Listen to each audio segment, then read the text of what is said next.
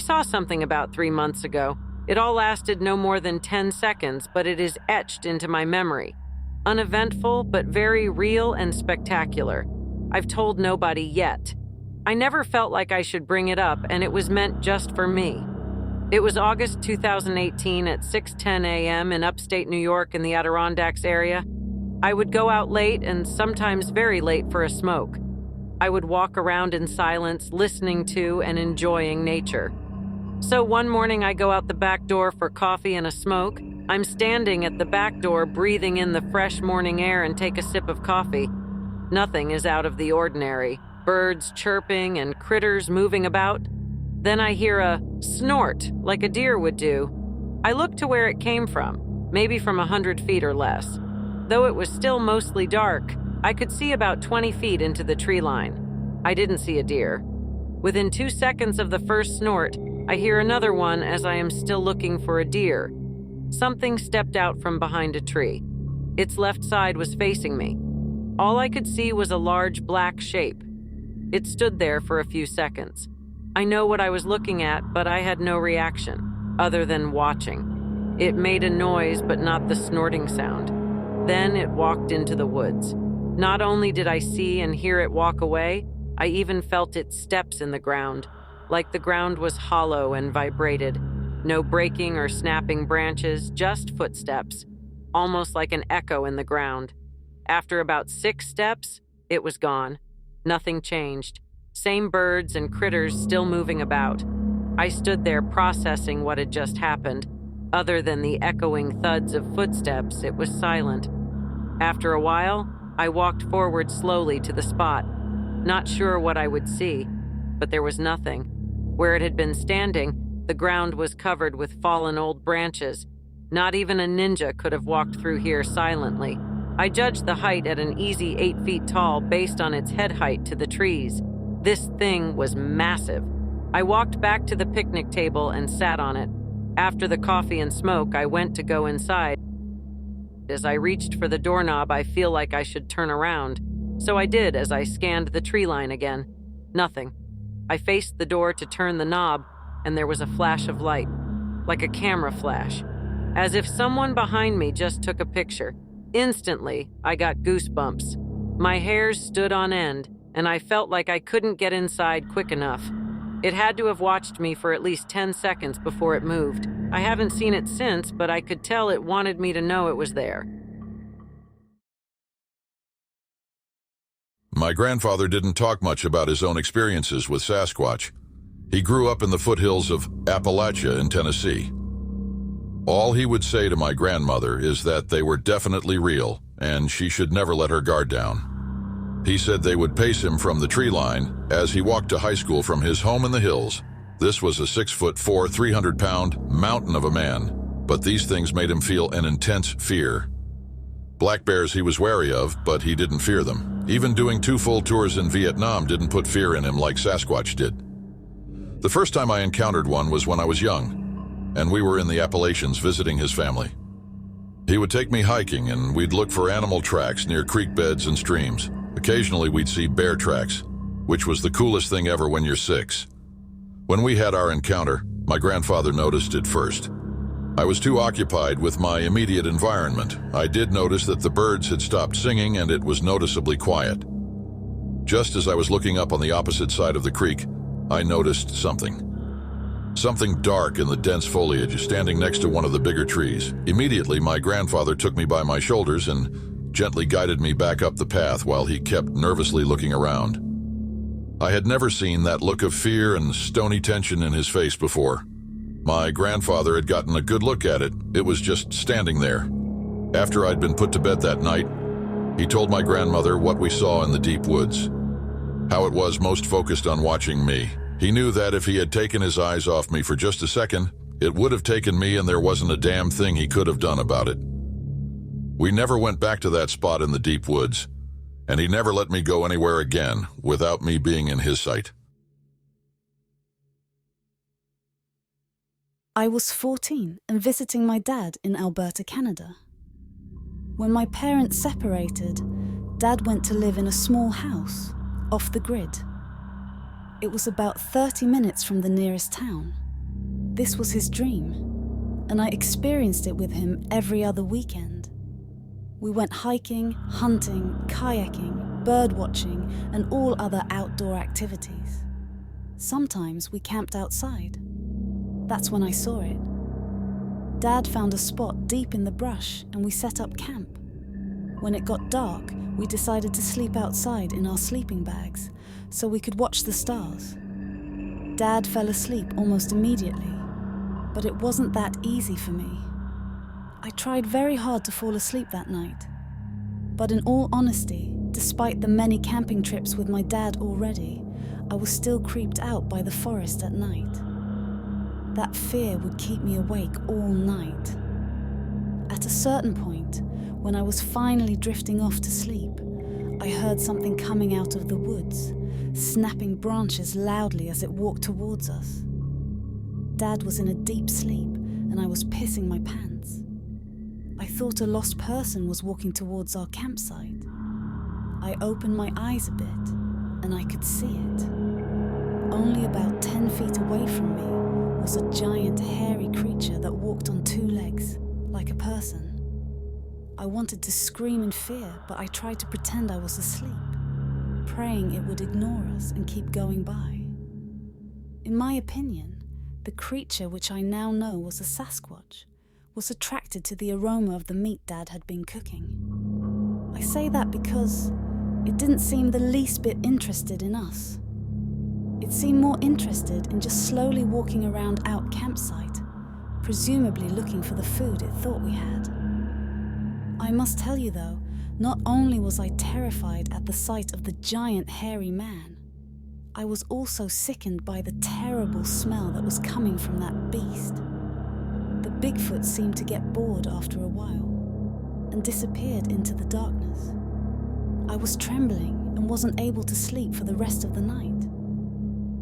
I didn't tell Dad anything until he woke up the next morning. I was afraid if I tried to wake him up during the night, the creature would notice that we were awake, maybe even hear us. I didn't want to find out how it would react if it did. When I told him about it, he just said it was probably a large bear, walking around on its hind legs. I then described to him how the creature was extremely human-like and walked like a person would. He just said that I was either hallucinating from fear or that I wasn't aware that I was having a dream. To this very day, I know what I saw. It was about 9 feet tall, with extremely long and matted brown hair all over its body, including the face. It was a face that to me looked very human-like, but in a primitive sort of way. I still remember the horrible odor that made me want to vomit. That was the longest and most terrifying night of my life. Afterwards, though, I've come to honor the experience, because I would come to realize that the creature was undoubtedly a Bigfoot. And I was one of the few people who get the chance to see it, up close. To all skeptics, I understand your incredulity, but I've experienced it firsthand, and there is no doubt that these creatures exist. Not only are they scary looking and very smelly, they are also a fascinating sight to behold. I feel that they are more like humans than apes, due to the appearance of the face. That was the scariest part. Not only was there a strange giant creature lurking around our camp, but it was a very human-like, extremely hairy creature. Unfortunately, or maybe I should say fortunately, I never had another encounter since that camping trip 33 years ago. But the image still stays clear in my head to this day. In fact, there are many nights that I have dreams where I am reliving the experience over and over.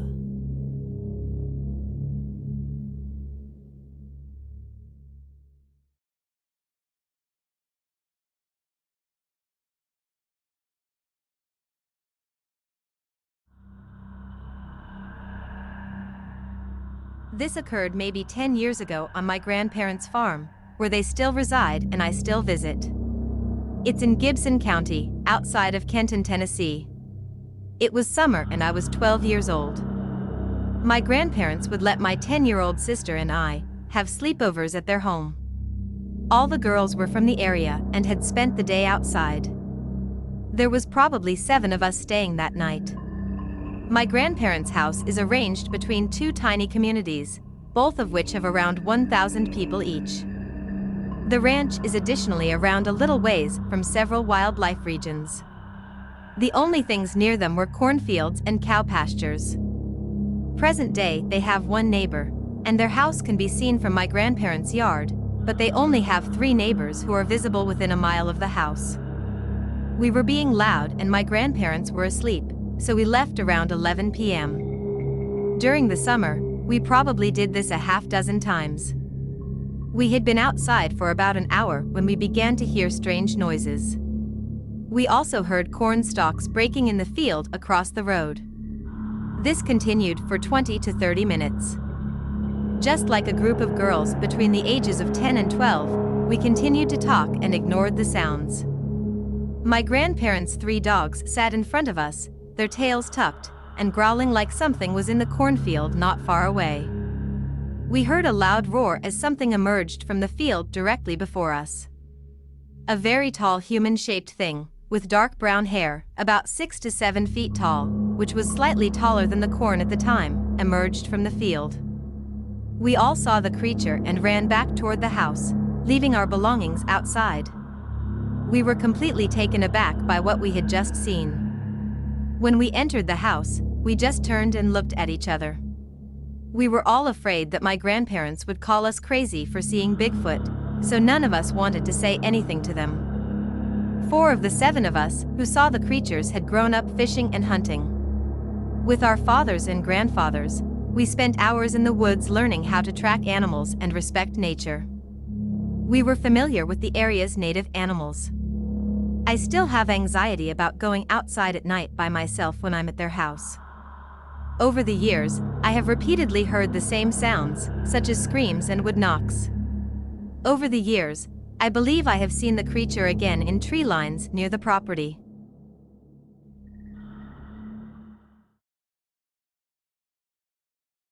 My home is in the country, on the very edge of the Ocala National Forest in Florida. The main town only has about 800 people in it, and is very rural. It has only 1 traffic light. I have late-night cigarettes on the front porch because I have episodes of insomnia, constantly thinking about everything that is going on in my life. When I'm outside, the porch lights and a few street lamps on our road provide the majority of the light. You might occasionally hear coyotes and frogs from the swampy land nearby. However, I've noticed recently that when I go out for a cigarette, I feel extremely anxious. I get a sensation of being observed. Since I usually keep a flashlight on the porch, I started shining it randomly into our front and backyards to see if I could spot any wildlife. However, since I never see anything, I have been interpreting my feelings as a natural apprehension of the unknown. It doesn't matter though. Life goes on. But the other night, I was on the phone with someone when I got up around 12 midnight. I had just stepped outside to smoke and continue the conversation when I heard the loudest noise coming from the side of my garage. It sounded like some of my junk had been picked up and thrown as hard as they could at the side of the garage. I asked them to tell me what they thought they were up to when I called out, thinking it had to be a neighbor or something. No response. When I hear it again, I conclude that it must be a deer running into something. Then it happened again, but it was a lot louder. I'm paying close attention now. I couldn't use my stupid flashlight as a light because I don't have a phone and the batteries are dead. I went back outside, turned on all the exterior lights, and sat and listened. Again, a loud clatter. It genuinely sounded like someone was breaking into my house. Although everyone in this area owns a firearm, I shout, "I have a gun and I will use it if you don't identify yourself," even though I didn't really have one.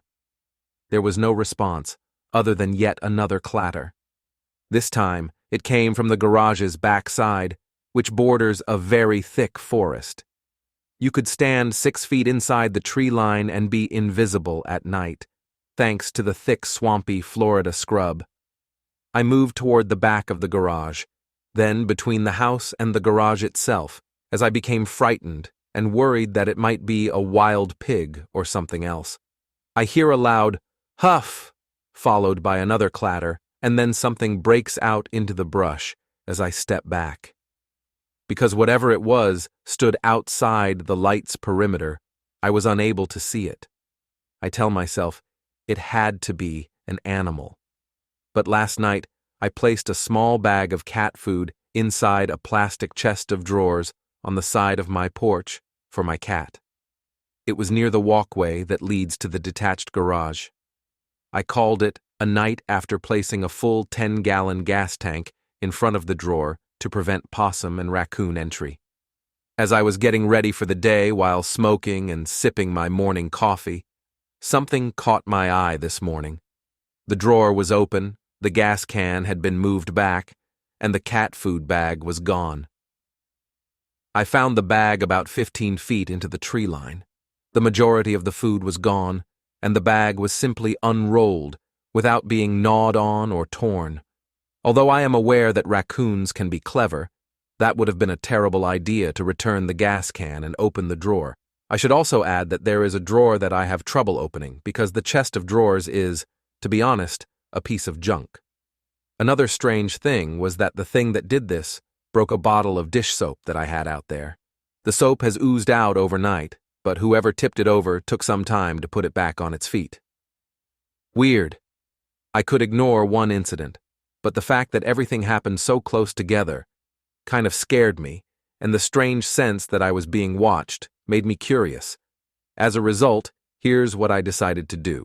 I put more cat food in the same drawer, put the gas can back in front of it, and took a bag of diatomicus earth and sprinkled it all over the porch area where, hopefully, any animal would have to pass.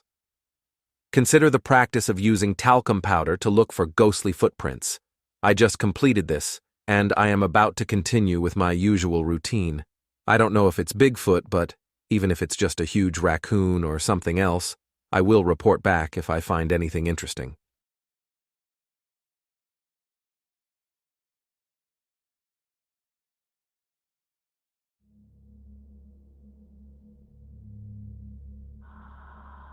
It took place in July 2006, during the height of summer. In the Ocala National Forest in Florida, service roads that crews used to check for fire conditions were all over the forest. I moved my dad into my home after he had a stroke a few years earlier.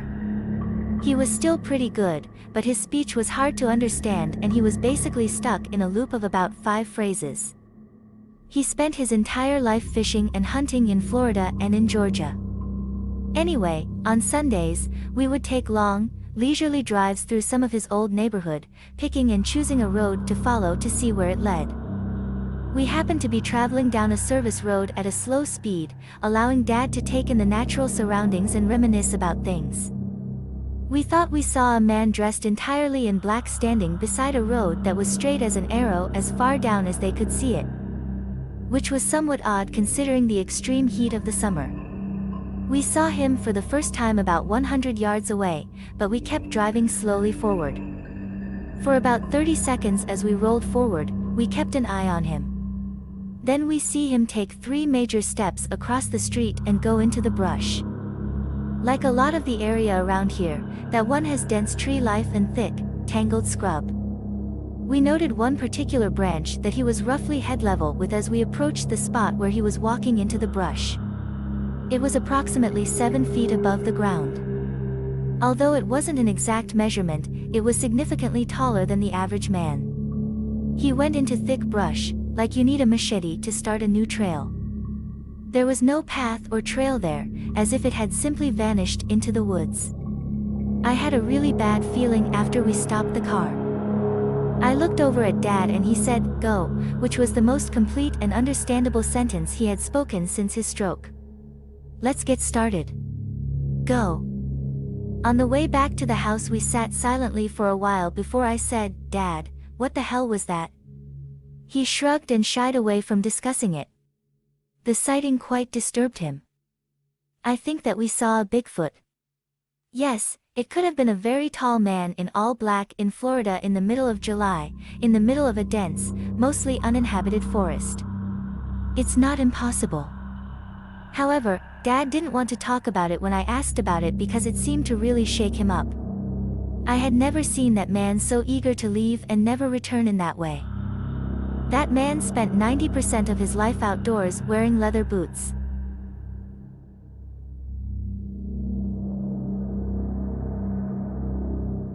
My mother was a freshman in Jupiter Farms, Florida. That day, my grandmother needed to go to work, so she asked her two brothers to watch my mother and uncle. My uncle was about 4 years younger and had Down syndrome, so the extra help was needed. While my mom's uncles were grilling for dinner on the porch, they heard a loud scream in the distance. The only thing they could say about this noise was that it was not animal or human. Two of my mom's dogs immediately began barking and fleeing in the direction of the sound. A few seconds later, they fled in fear back to her house. According to my mother, this enormous being emerged from the woods when everyone looked in the direction the dogs had just come from. It was about 7 feet tall and as wide as a door frame, according to them. As soon as they got inside, they shut all the doors, grabbed their guns, turned off the lights, and sat together in the living room. My Down syndrome uncle was clearly shaken and upset. To help calm him down, my mother went into her room to get a board game, and while she was there, she decided to look out her window to see if the creature was still there. She claims that when the window was opened, the creature was standing in front of it and staring in. According to my mother, she screamed bloody murder, and when my uncles ran in, they were frozen in shock or fear. They slammed the door behind them and huddled in the living room after one of them grabbed my mother by the arm. A few hours later, when my grandmother got home from work, she found them all huddled together in the living room. This happened more than 2 decades ago, and my mother and her uncle swear by this story. Even to this day, my mother maintains that she will never forget Bigfoot's face and will become extremely enraged when others claim she is lying. She claims that she is aware that it is absurd and that she did not believe in it, but she did witness it, and that cannot be denied.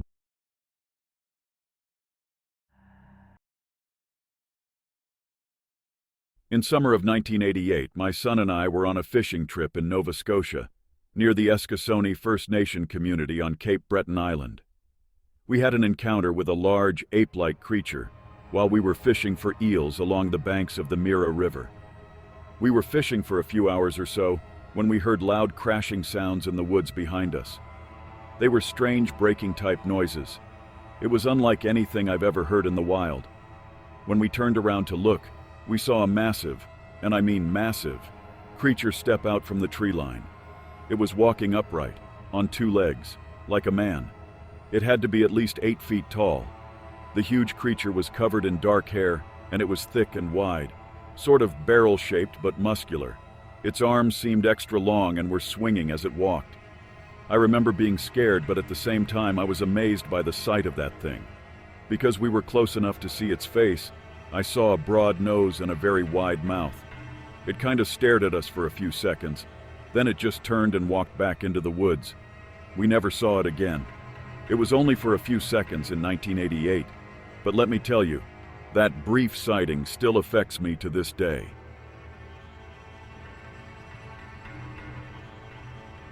I want to share something strange that happened to me back in 1973.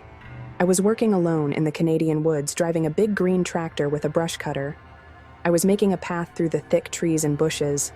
It was a nice day, with birds frolicking all around. I had just gotten off of the tractor for a second when a huge and hairy thing stepped out from behind some trees. It looked like a giant person, covered in shiny, reddish-brown hair, just like some reports of Bigfoot or Sasquatch I hear nowadays. I was so surprised and scared that I couldn't move. I froze. The creature stood near the tree for what seemed like a second. Before I knew what was happening, it had reached out and grabbed me. It tucked me under its long and hairy arm like I was a purse. It squeezed me really tight, and it was way stronger than anything I'd ever felt. I couldn't believe what was happening. The creature started carrying me away, running deeper into the forest. The further it ran into the woods, the more terrified I became. I didn't know why the creature had taken me, or even where it was taking me. I tried to break myself free, but no matter how hard I tried, the creature didn't let me go. After maybe a minute or two, and for some unknown reason, it relaxed its grip a bit. I took that chance to get away. I wiggled and moved until I fell out of the creature's grip. It just stood there, looking down at me. I ran as fast as I could back to my tractor, not looking back. I don't think that creature even bothered to chase me. When I finally made it to safety, I was out of breath and really scared, but I was free from that mysterious creature. Even now, though, I still can't explain what that thing's intentions were, or why it eventually let me escape.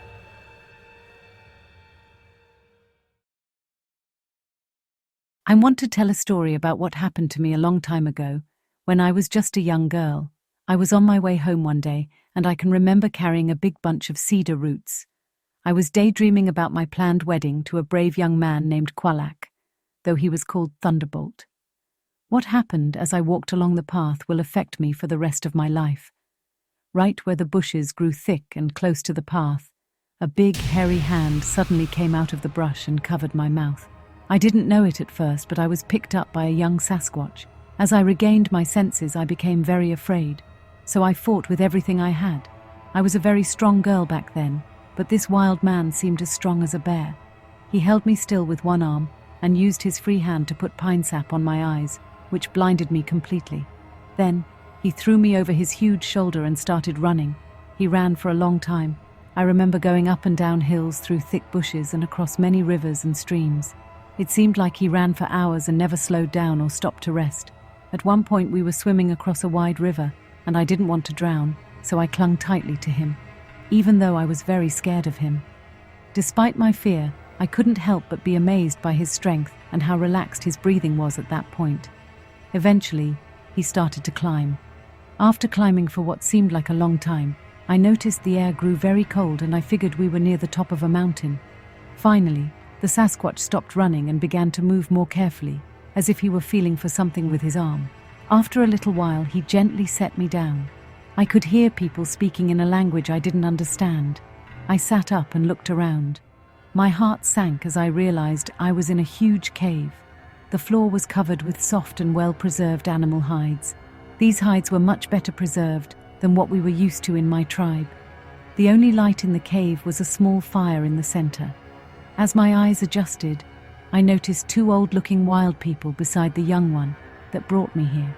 They were active and friendly with me, and I later learned they were the parents of the young Sasquatch who had kidnapped me. For days I cried, begged, and pleaded with them to let me go, but they would just smile and shake their heads no.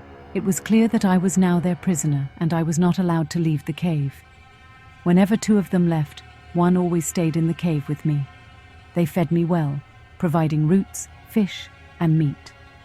Over time, I learned some words of their language, which was somewhat similar to the Deglazian dialect. I became curious about how the young Sasquatch caught animals, so I asked him. He smiled and demonstrated with his big furry hands. He'd wait for an animal to come close, then grab and choke it to death. He was indeed big, fast, and strong enough for the task. After about a year in that cave, I grew very sick and weak, unable to eat much. I pleaded with the young Sasquatch to take me back to my people. At first, he, along with his parents, got angry, but I kept begging, telling them I wanted to see my own people before I died. I was really ill, and they could see that. One day, after I had cried for a long time, the young Sasquatch went outside and returned with a leaf full of sap. He used it to stick my eyelids shut again, just like before. Then, he gently lifted me onto his broad shoulder. The journey back felt like a terrible dream. I was lightheaded and in great pain. When we crossed the wide river again, I was too weak to hold on to the Sasquatch, but he held me with one big hand while swimming with the other. When we reached near my home, he carefully laid me down and gently removed the sap from my eyelids. When he was sure I could see again, he shook his head sadly. He pointed at my house and then turned to walk back into the forest. When I staggered back into the house, my family was so happy I was home. They thought I was gone forever. I was too weak to speak at the moment. The same night I was returned, I went into labor and gave birth to a child. Sadly, the little one didn't survive the night. I was kind of relieved, though, for several reasons. The ordeal has changed me, and I hope that I never encounter a Sasquatch again.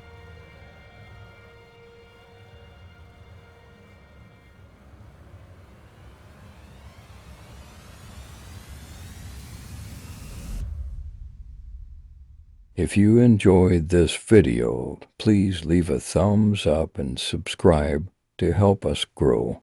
Thanks for watching.